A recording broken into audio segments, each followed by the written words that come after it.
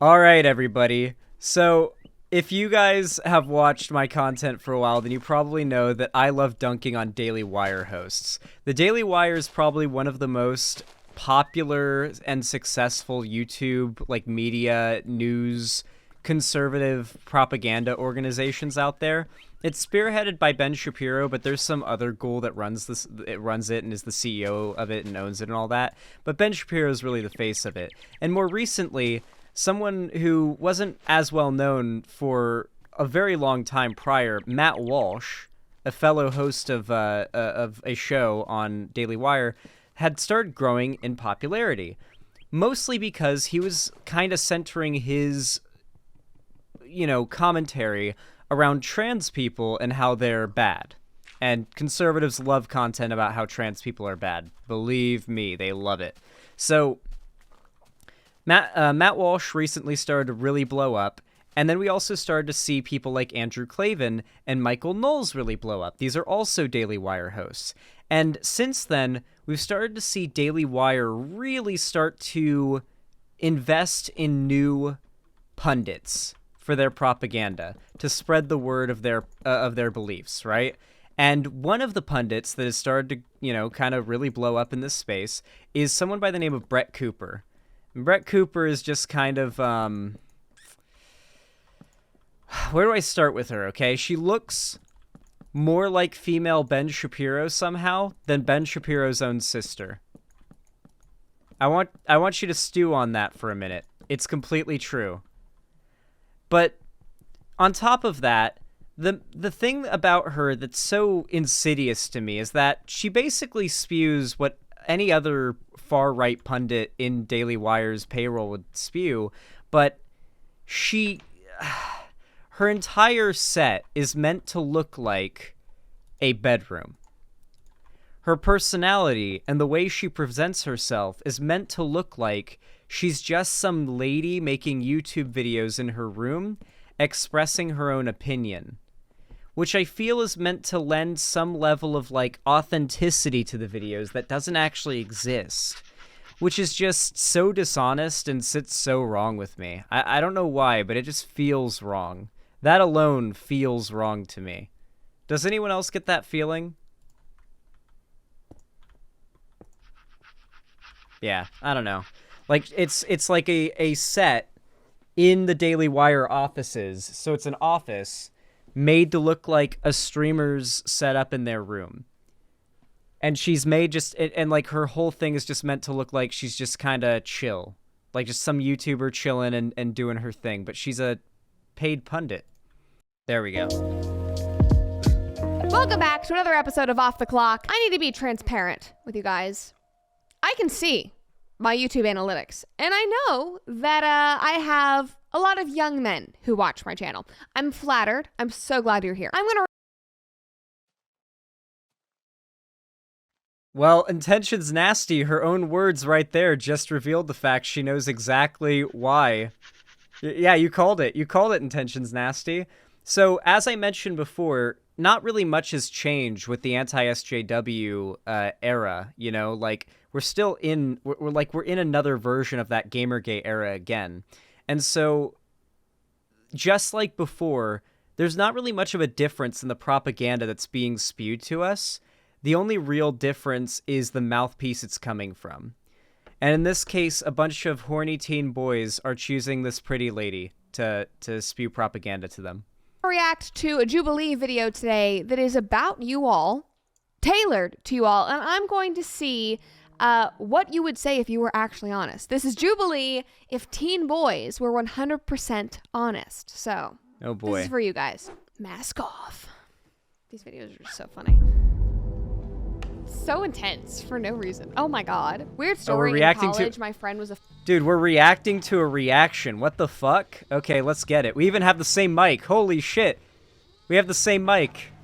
Film minor and had to do some weird short film. He was graduating the year before I did, so as COVID was starting, and I can people fix were her. freaking out moving off of campus and all of that stuff, and I was helping him film this short film, and he wore one of these masks in it, and so we had to go around campus with him in this mask, and that's just an aside. It's just reminded me of that. It was very weird. In an age of call-outs, culture wars, and perfect facades, People can be afraid to express how they really feel. So we brought together 7 strangers, protected their identities, and asked them all 7 burning audience questions. What will we reveal when we take the mask off? It's like a horror movie. Oh, damn. Carl. Didn't know there was a teen boy named Carl in 2023. If the answer is yes, you will flip on your life. You know what's actually pretty funny?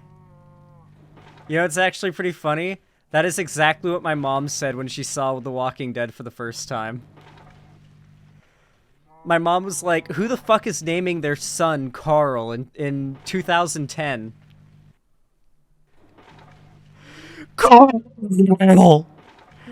Carl! Honestly, I might name my kid. If I ever have a son, I might name him Carl. Unironically. Do you watch porn? Yes. All the time.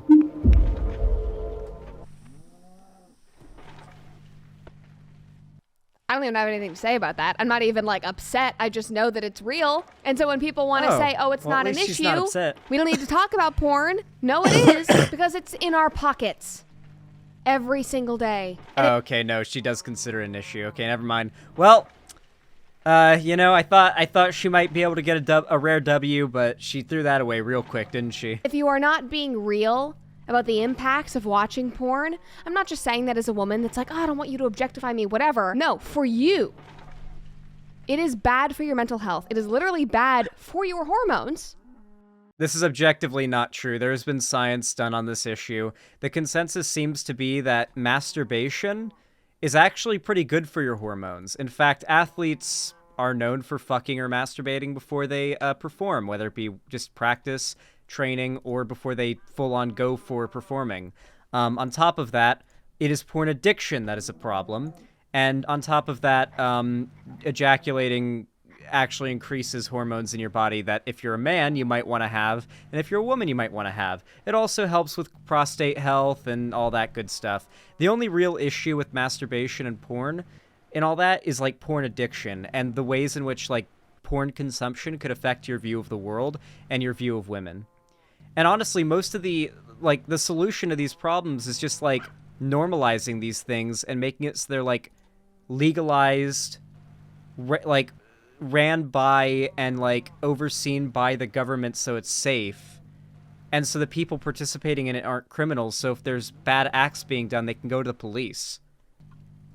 Same goes for like broader sex work like escorting and stuff like that. Your testosterone gets lowered, but I'm not surprised.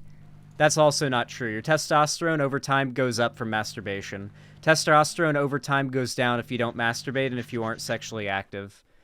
What keeps your... And the reason for that, by the way, is actually just physical activity. The thing that makes your testosterone go up from having sex is physical activity. Yes, ejaculating and causing that part of your body to, like, produce all its hormones and whatnot, sex hormones, does, like, increase testosterone, percentage in your blood. But what really does it is the exercise. Usually you're, very much exerting a lot of force, a lot of energy when you're having sex, and that increases the amount of testosterone you've got going on. Exercising of all kinds increases testosterone. I'm glad that we're starting off this video with this. I don't know where it's going to go, but just know, like, I take that very, very seriously. Porn is not something that I think is like some flippant subject. I think it's actually something we really do need to address as a culture. One, because of the impacts on young men.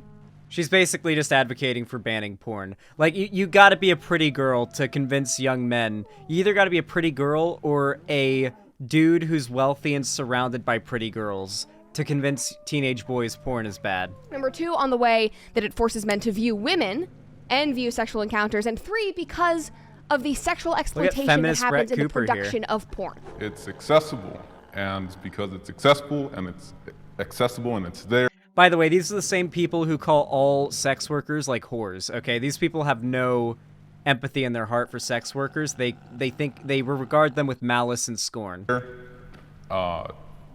People use it. I'm one of them. I think most guys can agree that they have, at least at some point, watched it.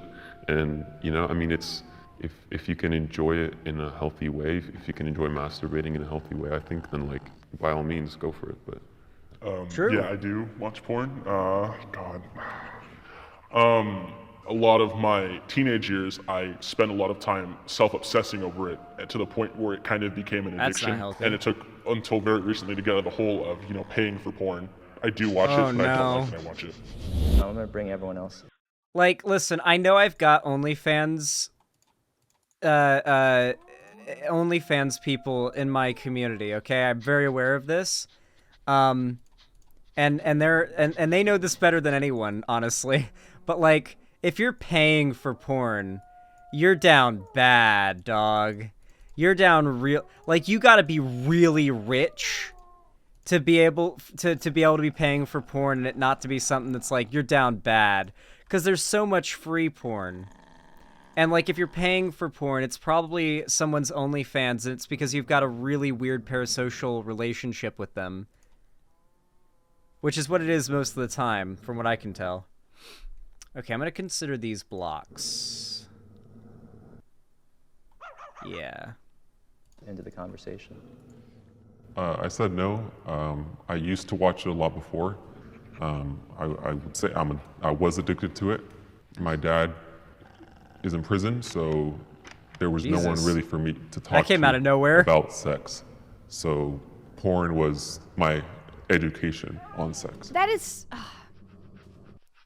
it's so dangerous. God, but that's the wrong way to look at it, too. It shouldn't be parents explaining this to their kids. I mean, obviously you want parents to be explaining this to their kids, but, like, we can't count on parents to explain it to their kids well. You know?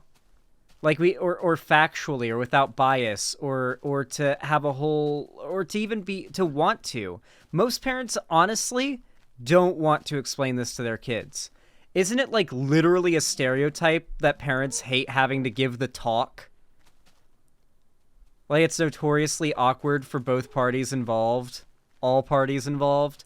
Like, this should be taught in school by, like, a nurse or a doctor or something that comes in, or even just a teacher who's, like, got the curriculum on hand. Just have them teach it in school, because educated kids are prepared kids. And whether you like it or not, these kids are going to be having sex, and they need to be prepared, or it's going to have very, very devastating outcomes. That porn is how so many young people get their information about sex. And obviously there's a fault in our, sex ed curriculum, and I have my thoughts about how politicized it gets, but obviously there's a conversation that young people need that is not happening. And I'm not saying this is somebody who, is above this. If you're, like, I had a really good friend in right LA who, I think started having sex when she was 12 years old and was watching porn.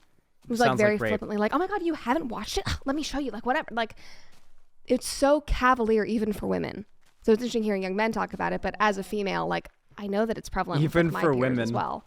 And dog, I dated a girl who told me stories about the fucking Newgrounds porn games she would play when she was a teenager, okay? Like, yeah, believe it or not, women actually do like porn. They do watch it. the fact that this is where, like, both men and women get their ideas about sex and what a sexual encounter should look like. Like, it's just bad. And my heart also breaks for young men that, I don't know how old these guys are. This is like teen boys, but one just said, in his earlier teen years, so I'm not sure, maybe the early 20s, that at this age, you've already been battling an addiction? Like, that's insane to me. Obviously, it happens. It's just like, well, video game are we addiction really gonna exists. take this lightly? From personal experience, it messed me up because Bad porn, after watching bad it so porn. much, I'm sure we've all been there where you're on page 5. and She's you're trying like, so nothing hard to is like right. rally these teen You're boys just up looking against for that right porn. video. You're gonna But your take this dopamine, lightly? like, receptors and everything is so messed up at this point that the same that thing he's that bringing up that. that would get you off wouldn't get you off anymore, right? I went so deep into it where I'm a straight man, I started watching trans porn. I mean, y'all.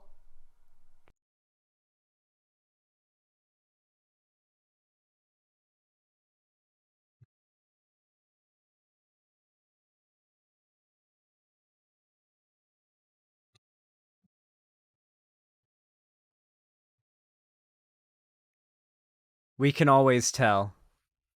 Trans porn, think it's the third or fourth, what did I say in that video? Third or fourth most viewed category in 2022. Because it was just True. erotic in a different way that I've never seen. Hey, Brett, you didn't bring up the other half of that statistic, did you?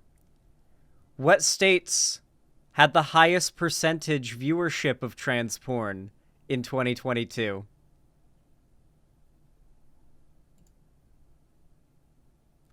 The red states have the highest rates of trans porn viewership. Higher than California, higher than Washington, higher than New York. States like Florida, states like Alabama, Tennessee, Michigan, Ohio. Those are states that have the highest rates of trans porn viewership. Before, I needed more stimulation. Because Yes, because of pornography. So I don't think it's just entertainment. It actually affects with your brain and the way you perceive love. You think that a lot of teenagers or teen boys are really educated on the effects of pornography? No. And it's a conversation that we refuse to have. What? Because it's still... No one refuses to have this conversation. Can we stop pretending like anyone's brave for talking about porn addiction? Everybody knows that porn addiction's a problem at this point, and like if they're a porn addict, they're gonna be shameful and keep it to themselves or get help, or they're not. Like, everybody knows about porn. Like, no one is being shamed for discussing porn addiction. The only people who say that are people who want to ban porn and are trying to make up faux oppression for themselves. What is porn? Yeah, porn's so good. Why haven't they made porn too? Taboo, even though you can literally access it at any given moment. It's either taboo, or if you bring it up, it's like, like you're stopping. I mean, it is taboo. Like, you can't sit in public and watch porn. You'll get asked to leave, maybe arrested. I don't even know. Like, it's still certainly taboo. It's something you do in the, in the locked away privacy of your own home. But like, yeah, I don't know what she's trying to do here. A Karen, you're being so prude. Don't get in the way of my fun. Whatever. No, she is this being is an a Karen. important conversation. We're talking about my generation, the next generation that's probably going to have even more access to it. What happens when we get virtual reality porn? I think that already exists. What about AI? It does. No. You're talking. Hey, chat. I'm telling you, it's relevant. It helped. This has helped. The knowledge that we got from those video essays that we watched last night about VR chat are helping us now in our response to Brett Cooper. Remember those video essays we watched last night about the dark side of VR chat? So for those that don't know, not only is there VR porn, you can go into VR chat and hook up equipment to yourself, they probably have dick pumps. They've got like butt plugs and dildos and those little Lovense things that go inside the pussy, like all that stuff. And you like hook all that shit up to yourself, sync it with the game, and then you find some big titty anime girl in the game who's another player with the same gear hooked up. You go to like a nightclub and you meet with her. You go to a private room and you fuck in the game, and it's synchronized to the equipment, so you actually feel it in real life. That is what people are doing now. You're behind on the times, Brett Cooper. We're beyond porn addiction at this point. Talking about how you keep having to make it more intense, get more stimulation, get something new. That impacts the people you are in relationships with. There is a reason why 56% of American divorces cite pornography as an issue. Because if you can't get off... In before I hack your Lovense and make it play Seven Nation Army. Anymore, if you need more stimulation, you can't get it from your wife. VR chat has a big hacking problem. People can hack your hardware with VR chat, so I'm just imagining someone like hacks everybody's sex toys in the lobby and like synchronizes them with Seven Nation Army. From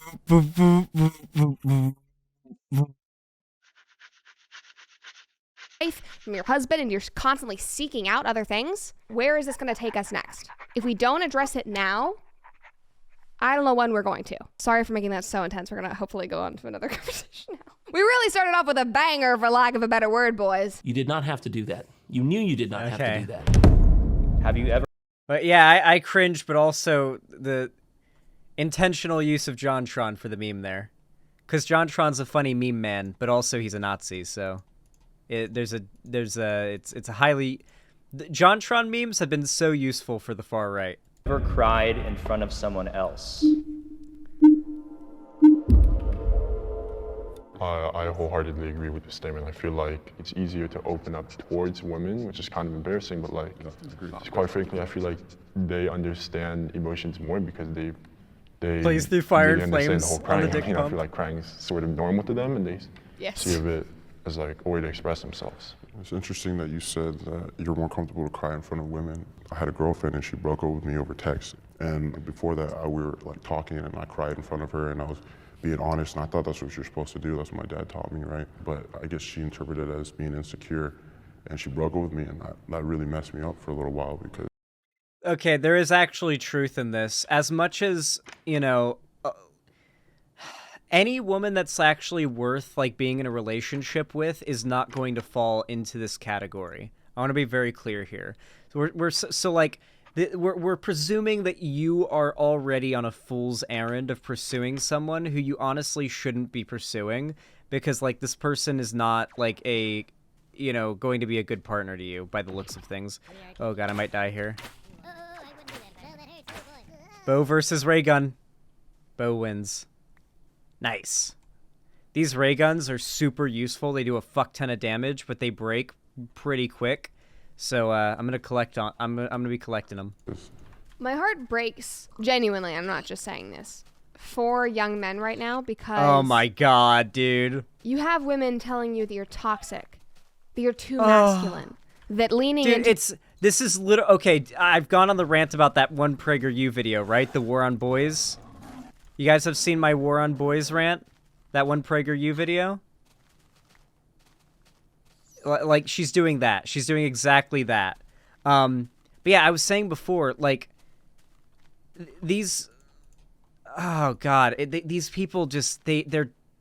A lot of these young guys are desperate to feel like they're oppressed. Because they've got a lot of problems. They've got a lot of, like, social anxieties and just things weighing on them. But they're constantly told that they're part of the most, you know, privileged demographic in society, but they don't feel it. They don't see it. They don't experience that privilege because they don't have anything to reference it to. And so this lady coming along and saying, actually, your feelings of, you know, maybe you're the real oppressed one, those feelings are all valid. It's so effective. It's such effective propaganda. You guys don't even know. Let's cook some of this up. your natural biology of what you are literally created to do and lead and act. That Men is were awful created and to you're lead and oppressive, act. you're upholding the patriarchy. And then on the other side of their This is literally just for dudes to jack off to. This is literally just like, but you're being oppressed, but you're also so amazing, and you're meant to lead, and you're meant to be powerful and strong, and they're oppressing you because they don't want you to be powerful and strong. By the way, this is literally like word for word like fasci propaganda, like straight. I'm pretty certain like you can find this almost word for word from like Nazi texts from Germany. I'm almost certain. The idea that like men were made to lead and be powerful and they're being kept back from achieving this duty and they need to fight to, like, I'm pretty certain that's almost word for word like Nazi propaganda. mouth. Like OG Nazi If propaganda. you act too soft, if you're too vulnerable, if you lean too much into what they're asking, then they're upset about it and they're uncomfortable. And it's like, you probably feel like you can't win. Well, now I know I can't show any kind of insecurity, so I don't. No, she's just a bitch. I don't like crying Sorry, in front of women. Like, I'd rather cry in front of some family that I trust, right? That's interesting because I'd rather find a stranger on the street and tell them everything I'm going through because I will never see them again in my life. That's And I accurate. feel like they won't be able to judge me. No, I'll That's never true. see them. I'd rather have a stranger think I'm strong and my family know all my problems, so it's interesting. Feminism. I'm has the gone opposite of the too last far. guy. Oh boy, here we go. Interesting. In the feminism movement, there's so much of tearing She's down so men excited. or trying to put men back in their spot. But if the women want us men to step up, then I feel like it'd be a lot more productive instead of tearing down men and telling us all what we're doing wrong, than to, on the other hand, to build us up. I guess for a sake. Like, this is such a good video because it allows us to see, like, it proves everything I've been saying right. It literally proves everything I've been saying about why this right-wing reactionary propaganda is so effective. It proves all of it right. These are young men who are constantly told they're privileged and that they are, like the top of the food chain and that they're evil for being born into that position. And then they're like, and that's at least the perception they have. Whether or not that's what's actually being told to them, that's how they feel is what's being told to them. That's how they feel. And then you've got these like YouTubers who come along, Pretty Lady on YouTube, who says, actually, you're the oppressed one, and all these people who are saying this, they're after you. You're actually the underdog. But it's only because you're being oppressed for your power. They oppress you because of your strength. Like of keeping us accountable. That's common sense. And if you said that online publicly with your face, you would have so many angry girl bosses ripping into you on TikTok. Giving females more opportunities to certain things. Who is she calling people girl bosses? Quite unfair, and it's like you got to put in the work. You got to put in the certain things to earn these things. And it's not like women are granted less access to these jobs. I mean, I know there's plenty of women who are in business who are doing good things for America. I just find it counterintuitive that this whole feminist movement is advocating for equal rights in certain things when they already have access to them. That's how so many of these young guys feel. Like I'm a feminist, I guess. Everyone has equal rights. The equality of men and women. I think that when we talk about feminism, a lot of it boils down to employment. I think that the bringing down of men, you guys keep on saying bringing down men and shaming them. I think that is way overstated. I have never been shamed for my maleness. I think, you know, if you look at any movement, there's definitely going to be like a radical portion of that movement. I feel like there's a wall, and we should break down that wall and focus on the human race. Not women, not men, not Mexicans, not this. We should all bring each other up. I mean, that is actually equality. Shocking. Like that guy was like, I'm a feminist. I do believe in, you know, equality between men and women. That is feminism. And in that sense, if we're just leaving it at that statement, I would say that I am a feminist. Before I learned about third wave feminism and No, you're doing 2016 arguments, lady. No. Wait, we're back in we're actually doing it? We're going back to 2016 right now? We're really doing it? We're going back to like third wave feminism is when men bad, and now we're in third wave feminism and everyone's equal, and third wave feminism evil. Oh my god, we're back in Gamergate. Dude, I was so on the money with that video. I saw this like era of right-wing cultural dominance coming from a mile away. I'm sad to say it, but it was obvious that it was coming. Just the direction things were leaning. I can't wait for the 4th season of Feminism. It's gonna go so hard. Feminism season 4. Saw how far they went. I was proud to say, oh yeah, I'm a feminist. I want to empower women. I'm not some docile, quiet, meek girl. If you guys watch my show, you know that. I obviously want the same opportunities. I'm going to fight to be in the room with my male peers. But feminism has gone so much farther than that. And so I think it'd be interesting to have had a more nuanced question about feminism, I think, because there's just so many different waves. People might not know, like, all right, I can say that I think feminism has gone too far while still agreeing that women deserve equal rights, but not liking the way that they're handling things now, because it's just so complex. Women are handling things now? What? I feel for guys who feel like they can't be part of this conversation, similar to abortion, where it's like, you don't have a uterus, you can't talk about it. It's like, you can't talk about feminism unless you're supporting us. But if you're against this movement, you don't get to speak about it because you're not a woman. I've been anxious about my penis. So the issue is, at the end of the day, and this is sort of like the elephant in the room with every single response that a lefty could do to right-wing propaganda content, is that the left is objectively correct on these issues, while the right is objectively wrong and fights against truth on everything. So, like, insofar as, like, we kind of have to pretend like, you know, we're all operating on a good faith basis, but we all know that like, the right-wingers aren't. Like, we know that they're just playing team sports to win, and they aren't acting in good faith. So it's like, we kind of have to, like, engage with their dishonesty, because the people that follow them believe their dishonesty, but we all know that they're just full of shit, and they're just saying what will, you know, get to their bottom line, right? Oh, okay, we got a penis size one. Okay, let's do it. Size.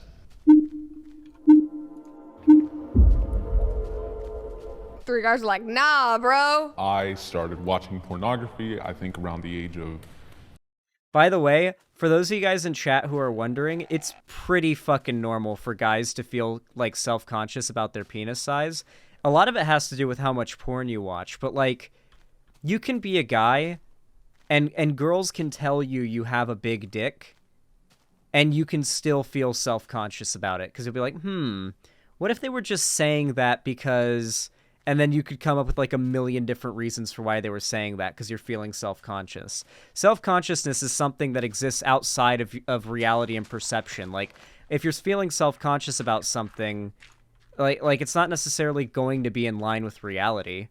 And a lot of these guys are just kind of feeling, I don't know, like a little bit... Oh my god, no! Get away from that house cat! Hey! Hey! I saved you. Is it trying to kill that bird? It's trying to kill the bird, isn't it? Yeah, it is. It's killing the bird.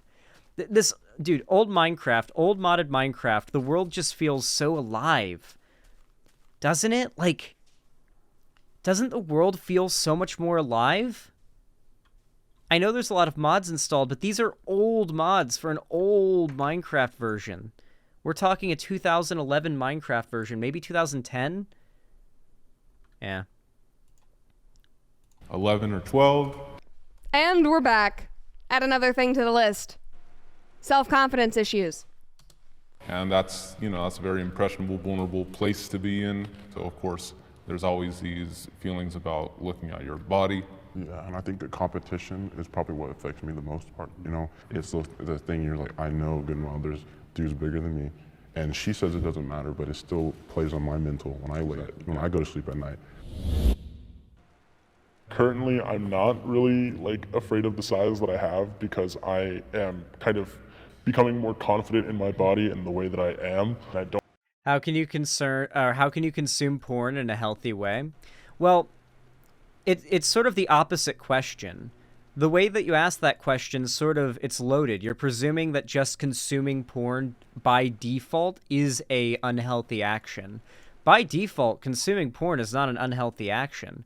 As long as you're consuming it in moderation and like just turning on your computer right now, booting it up, turning on a porn video, I don't know, MILF gets destroyed by pizza guy. I don't know, like that video. And you sit there for 10 minutes, rub one out, and you go on with your day, and that's the end of it, really.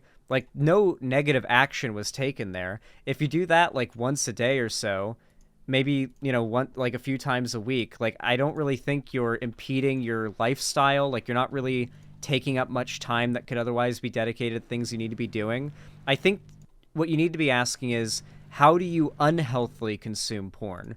The way you unhealthily consume porn is when you start diverting from tasks that you need to be doing that are for your own health and safety and your responsibilities in order to get your nut off.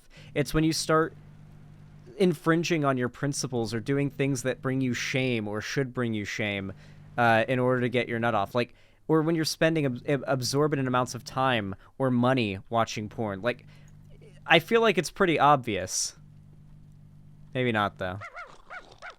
There you go, little guy. He was sick.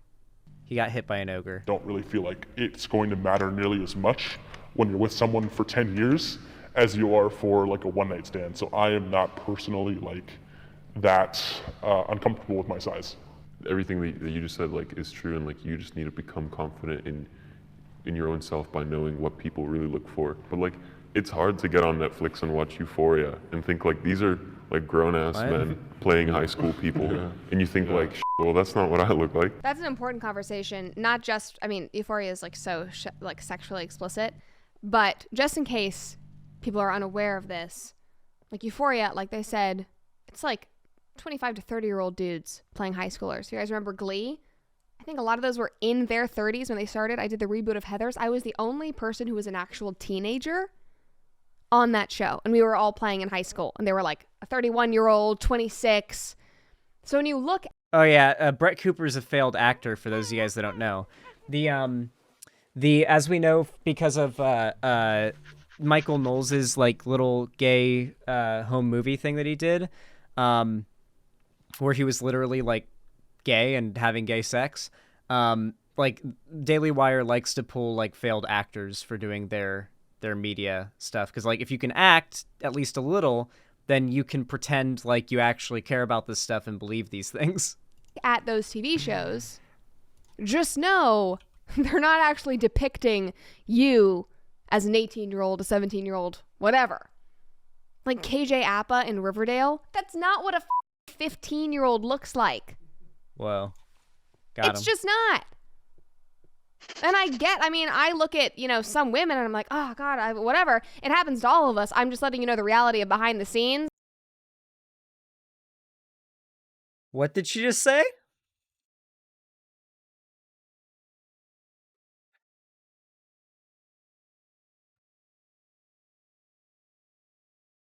I know what you are. They are not your age. And they are trying to, create high school content, but tailoring them for adults, for like the female gaze of like women my age and probably older who are going to sit on their couch and, eat a pint of ice cream and watch Riverdale and be like, oh my God, his washboard abs. It's not about the high schoolers. It's like trying to get women to watch the show. And while we're on the topic of sexualizing all those TV shows, a lot of stuff that's out there in the world right now is literally soft porn because we've become so desensitized to But there's hard porn everywhere. But wait, okay, so why? Okay, I'm sorry, but like, is she complaining about shows like Game of Thrones existing? Like, I can think back to the 70s. HBO existed, and that's what everybody turned on if they wanted to see some titties. I have questioned my sexuality.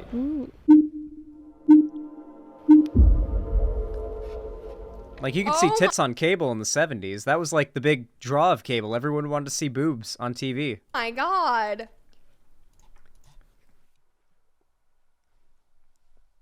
Okay. I guess growing up, I was never one of like the... Wait, what's going on here? For adults, for like the female gaze of like women my age and probably older who are going to sit on their couch and, eat a pint of ice cream and watch Riverdale and be like, oh my God, his washboard abs. It's not about the high schoolers. It's like trying to get women to watch the show. And while we're on the topic of sexualizing all those TV shows, a lot of stuff that's out there in the world right now is literally soft porn because we've become so desensitized to it. I have questioned my sexuality. Oh, okay.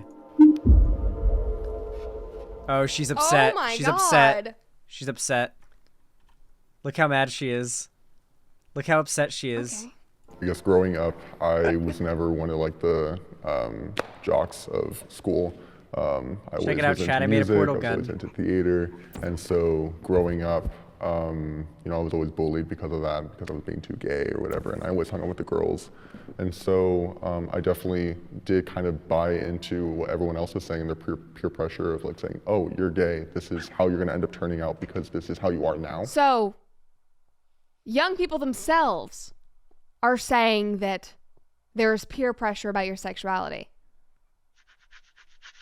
I'm just laying that out there for the people who are like, no, that just doesn't happen. You just like, no, you are or you aren't.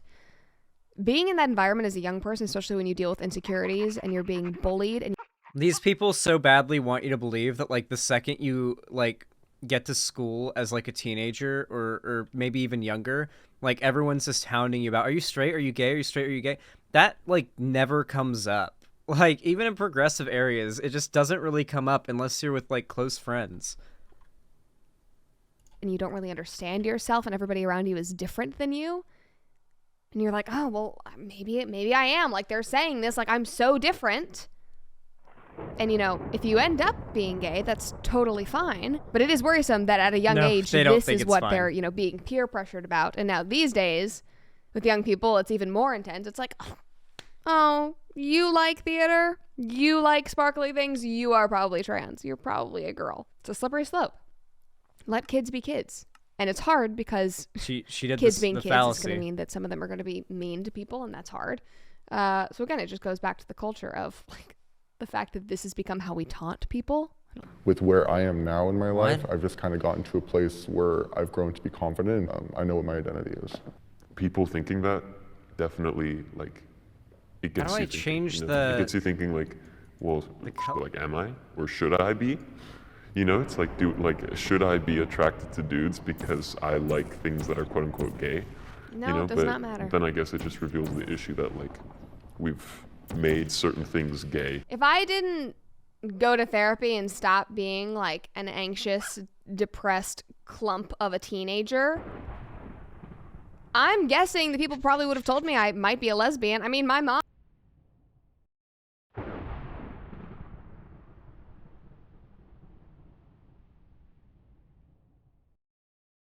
There it is, dude. There it is, dude. Every time. Every time, dude. Every time. No, like, you can tell all the time when all these, like, closeted lesbian women are like, if I grew up nowadays, they would have said that I was a trans man, or they would have told me I was a lesbian. It's like, yeah, they probably would have.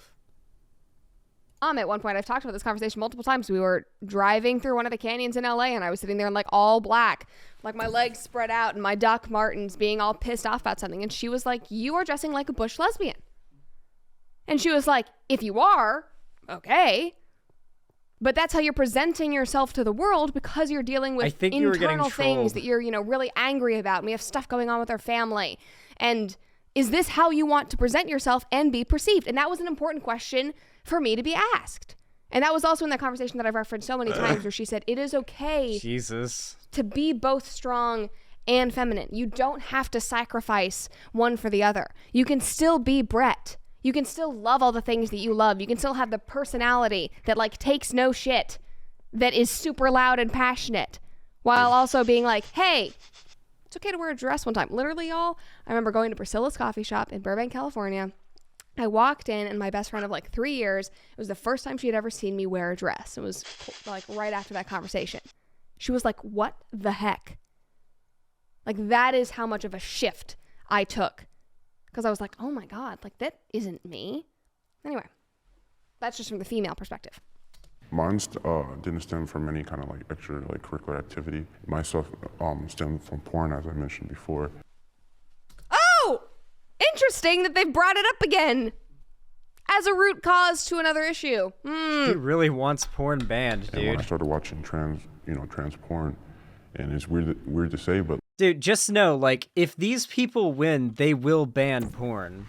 But like, I got really nervous. I got really nervous because I thought maybe I'd be gay. And so, I did my research on it. It's like me doing that video where I took the quiz to find out if I was gay. Oh my God. That was like, okay, I have she my is a own version lesbian. of this, y'all, she is in the closet. And I was like, do I have depression? Yeah, Brett, you did. Like, do I? It was me at like 3 a.m. Am I anxious? Like, yeah, your parents are going through a terrible divorce. Your brother is schizophrenic. Like, your other brother died. I think you probably have some problems. All the stuff I would look up would Jesus Christ. Saying, like, if you watch trans porn, you're no need to trauma dump on us, Brett. Women and stuff like that, but I'm thinking, like, what would my family think? I've never sought out, and every time I talk to a trans woman in real life, there's no like actual attraction there. So I'm still lost in the fact of what I actually am attracted to, but I guess I am still straight because there aren't women. Quite frankly, right now I feel happy with my sexuality, and I feel that it's not wrong to question your sexuality in terms of law in America. Like, you're free to question whatever you want. You can question your religion. You can question your culture. It's just society is the things that constrains those certain things to be what's not a normal, werewolf, what's wrong. please. I feel like there's such a strong stigma to be straight, like, or strong, like a pushing you into it, that even right now, I feel the desire to like explain. Oh, she didn't like that. Right now, I feel. That was the kid earlier who said that they feel pressure on their sexuality, and that's all they said. And so she said, you'll notice he said that they feel pressure on their sexuality at such a young age. And the same kid says there's so much pressure to be straight, and she's just looking like, she didn't like that. Like, I've never been with, like, I've only been with like actual like cis women, but like So interesting. I know this, like, no one is judging me. We're all here to be honest. It's so, I love this, because obviously you're still dealing with like young men that have peer pressure, and there's, societal pressure. But I, on the other hand, like, watch, the content that I do, and I talk about the stories that I do, where I like literally see that this seemingly oppressed class of people has so much sway over all of the institutions, over all of our media, our entertainment. Is this where you're going with it? Over all of our trends. It's like that video I reacted to the other day for a comment section episode where this guy was like, maybe he was watching trans porn too, I don't know.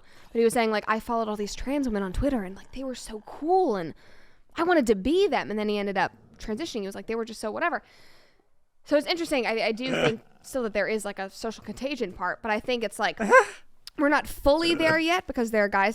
By the way, all claims by the right that being trans or like gender dysphoria or anything like that is a social contagion that is spread between individuals through peer pressure and social like shit has been completely disproven. The only evidence that the right has that this exists is a study that was done that, as it turns out, wasn't a study.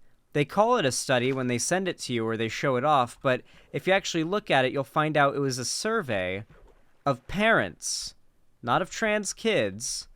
The survey was about trans kids and whether or not, like, they found themselves questioning their sexuality, or not their sexuality, their gender identity after meeting peers who were LGBT and talking to them. It was actually a poll of the parents, and not only was it just a poll of parents, it was a poll of parents done on a website. Just a random .com website that was a forum for TERFs. It was a specifically anti-trans website for TERF parents that did a random poll, just an internet poll with like no real security, asking whether or not their kids started questioning their gender identity after they started becoming friends with trans people at their school. That is the only evidence they have that gender identity or that being trans is a social contagion. Is TERF parents on a website dedicated to untransing their kids doing a survey. That are still like, oh no, I can't, that's weird, I don't want to, whatever. But then on the other hand, I see like the social and cultural influence that these people have and the way that our institutions and our big corporations and celebrities back them just like blindly. It's just interesting. I don't really have a condensed point for that to like say anything against what he's saying. It's his personal experience, but I just think that's interesting. It's such a stigma that from the last 18 years of my life, that in this moment right now I feel embarrassed and ashamed for something that that's just the way it is. So chat, benefit of having this portal gun now is that we can go as far away from home as we want now on our mining trips and exploration without having to worry about getting home. We can just portal ourselves back. We just have to not die. I'm scared of dying. I am right now. I'll lose my items. Interesting. I think of it. God, teenage boys are such fucking idiots. Their brains have legitimately not like developed enough that they're in the stage where they literally don't understand death. Like they understand it conceptually, but they really don't understand it as in like the feeling of like when death is imminent, what that's like, the thought of what imminent death might be like when like your life, life to them is like literally like a video game is how they think of it, because they're so undeveloped and immature. They don't really realize the consequences of death. It's why so many of them get into car accidents and drive recklessly and their insurance rates are so high. It's because they're just reckless and undeveloped, mentally speaking. There's a reason they can't consent to anything from like contracts for legal binding shit to sex, because they're not developed yet. They can't understand the consequences of these things. They think death is just like a fun thing that happens in movies. It's like, I'm extremely scared of death. I mean, I watched my father die like right before me. It's a scary thing. They just stop breathing. This kid's actually had to deal with it. Just the idea of like nothing is just extremely terrifying to me. It's like you don't really know what's going on. Like, are you even thinking? Are you even there? You're just a blip out of just space. It is terrifying. We don't know. And as a Christian, I want to pretend that like I know that there's, heaven and hell, but at the end of the day, I genuinely don't know. I think that's my biggest fear. I don't have a fear of like the act, I don't know, is it the act of dying, of actually dying? I fear being on my deathbed and regretting not taking chances that I think I should have taken. That's not what he said. That is literally not what he said. I don't know where she got that from. That's just not what he even said. No, I'm definitely terrified of the concept of like complete oblivion as well, but I think what's helped me with like sort of coming to grips with it is just imagining what it was like before I was born. Like that's what nothing is. Like remember what it was like before you were born. That's nothing. You can't remember it. You remember nothing. That is what nothing is. That is what you will experience. And it wasn't unfortunate. It wasn't like miserable or unpleasant to not exist. You know? That's essentially what it is when you die. So it's not really that scary. It's more so that, like, if that's the case, and it most likely is, you really want to make the time in which you get to have consciousness worth it, right? And who knows, we could be lucky enough that we manage to reverse aging or at least stunt it significantly by the time we start to get into our older age. But chances are we're all going to be looking down the barrel of death eventually. And not doing what I wanted to do, not making as much of an impact. So I think that is what stays with me. I don't think I've actually ever talked about this before, since we're all being honest here, and I've talked about my teen depressed emo years now. One of my like biggest things in my teen years was that my older brother died when he was 17 years old. And he died a week after his 17th birthday. I am the only one in my family who is younger than him. So everybody else, like, not moved on, but, like, they continued getting older. They were already older than him. Obviously, it's a totally different situation for my brother Reed, who was his identical twin. So he's kind of constantly going through life knowing that he's, missing his person. But for me, I had a really, really unique experience where, he died when I was at a very young age. So I went through over a decade where I was still technically younger than him. It's like, oh, my older brother, and I still looked up to him. I was still kind of following in his footsteps. I felt like, oh, I can, I'll do the same things David did. I want to, preserve his legacy. And then as I got closer to reaching 17, I got so freaked out. I've had some heart issues. He died of a cardiac arrest. And I've had some heart issues. Nothing really, really serious, but just stuff that, since that happened, we obviously, like, spidey sense turned on. And because of that, and because of the fact that he was like permanently solidified in time, I was terrified that I was going to die a week after my 17th birthday. Like, I thought that was it. I was like, I don't know. It was just like, I couldn't see life beyond that, because for my entire childhood, I had looked at him as like the benchmark. And I've talked to some other friends who I have a really good friend whose brother also died, was many years older than him and had a very similar experience.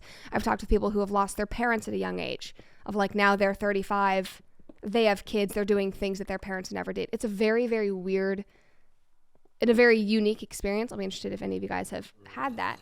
But that was my greatest fear. And since then, I have felt a lot more free. It was not fun in the moment. And like the year afterwards, I was a mess. And still, like, February and October, even though that's my birthday month, are hard for me because I'm getting another year older that he never gets to be.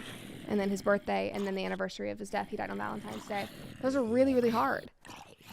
But that was, since then, I don't think I have as much of a fear. But oh my God, like going into that, like I was a wreck that week. And I couldn't figure it out. It was like subconsciously I knew, but I was like, something's going to happen to me. I can't move on from this. And it also just felt wrong. I felt it was like, I shouldn't get to be here if he didn't. Anyway.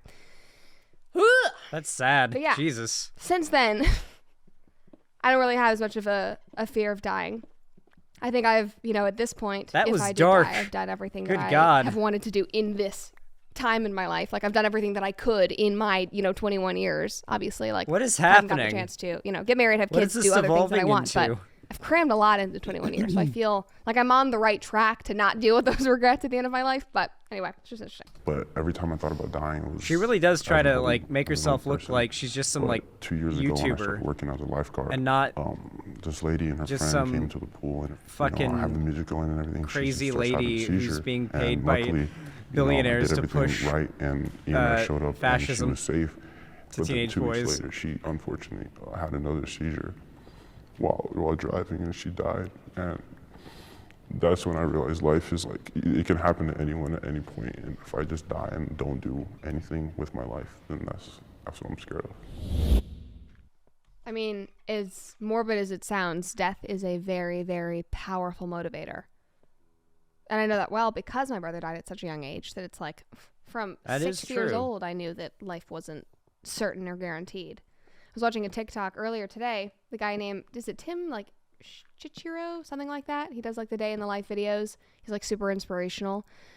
But he wakes up every day and he thinks about, like, what in my life is actually guaranteed today? There's barely anything that is.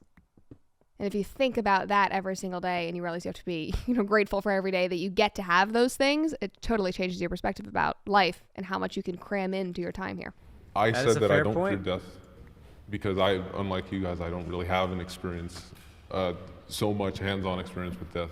Also go to therapy. Am I afraid of the fact that I will die someday? No.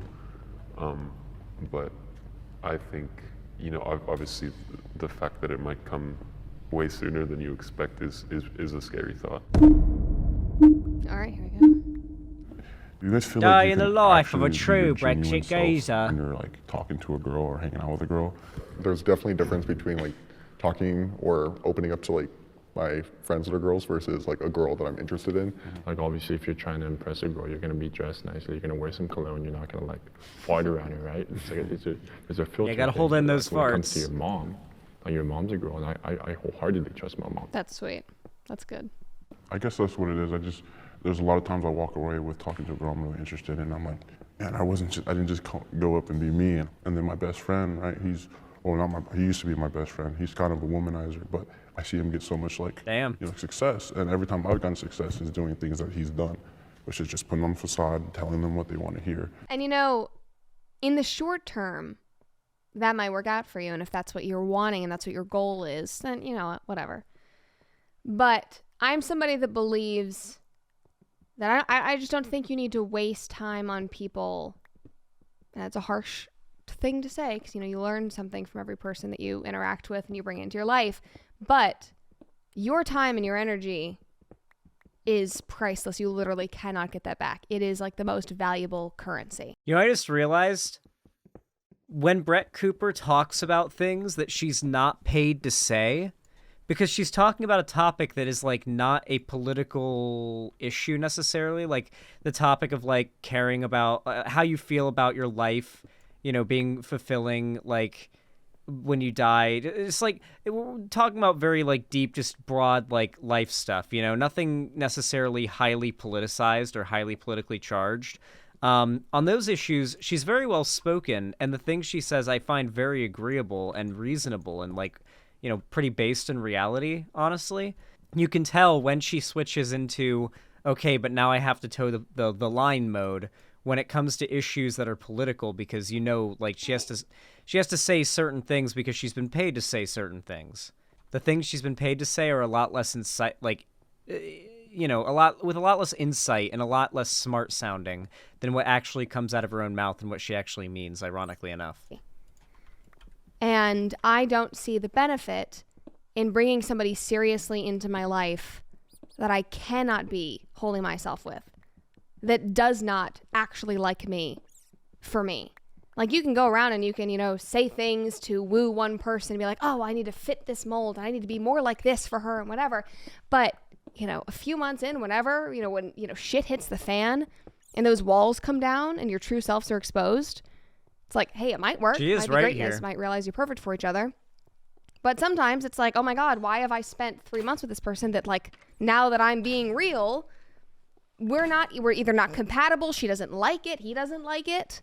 She's completely right here. And if you're good. This is, like I said, she's not being paid to say this. This is not her towing some, like, political conservative party line shit that she was paid to. She wasn't paid to say this, so she's having a very reasonable take. I agree with this. If you don't, like, act like yourself, if you try to, like, form yourself into somebody that's going to make a girl you like attracted to, but you're not being yourself, your true self is going to be, revealed eventually. You can't keep the facade up forever, and it's just going to end badly.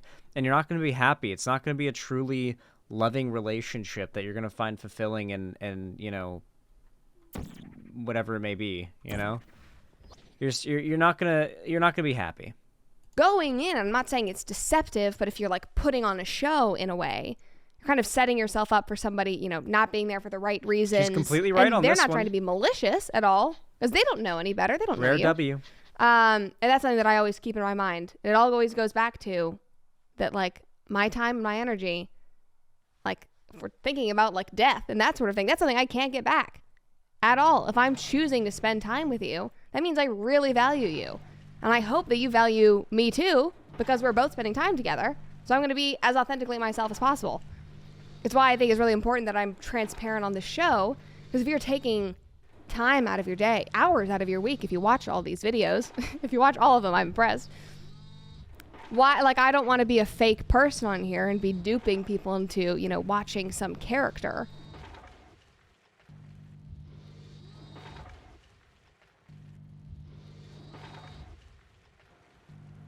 Look at her face when she says that. I just want you to look at her when she said that. Meanwhile, she's got her, like, Daily Wire set that looks like a bedroom with multiple camera angles she can switch between, so it can go from, like, a side angle to, like, a front angle to, like, a... Yeah. Show, because if you're taking time out of your day, hours out of your week, if you watch all these videos, if you watch all of them, I'm impressed. Why, like, I don't want to be a fake person on here and be duping people into, you know, watching some character. So I think it's so important. So I take that, you know, with work and with, you know, personal.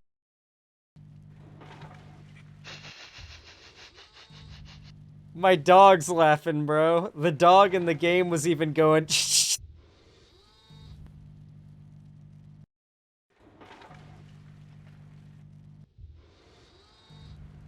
relationships. But I understand the pressure of, like, wanting to fit yourself into a mold. It's refreshing to talk to people and realize that I'm not the only one who feels a certain way about things. It's nice, and it's a step in the right direction for me in becoming more comfortable with being open and honest with everybody. I love that. I think just the whole open conversation, and like, this won't bite me in the end later, or like someone's not gonna listen to this and think, oh, that guy's bad. I have more safety of expressing my honest opinions. And whether those be good opinions or bad opinions, it's a better way to express one's true self without trying to be influenced by what high school is and all the people influencing you in high school, because frankly, high school is just popular culture, what people think is popular. And society in general. And I mean, I hate to say it, but you get out of high school and it's the same damn thing. A skeleton spawned on me sleeping in my bed and knocked me through my portal into this cave. Like, the peer pressure is even more intense afterwards, in my opinion. I mean, I don't know if I'd say more intense. But, like, you have more money. Other people have more money. You're outside of these, you know, four walls. You're in this world with even more influences. That was, like, fantastic. I love that. And I love the fact that, obviously, we can talk about, like, broader cultural issues that might relate to political things or, you know, whatever. And the feminism question was really the only one that leaned more that way. But what I love... I'm sorry, that sounded funny to me. ...is that they weren't getting into identity politics. They literally couldn't see each other.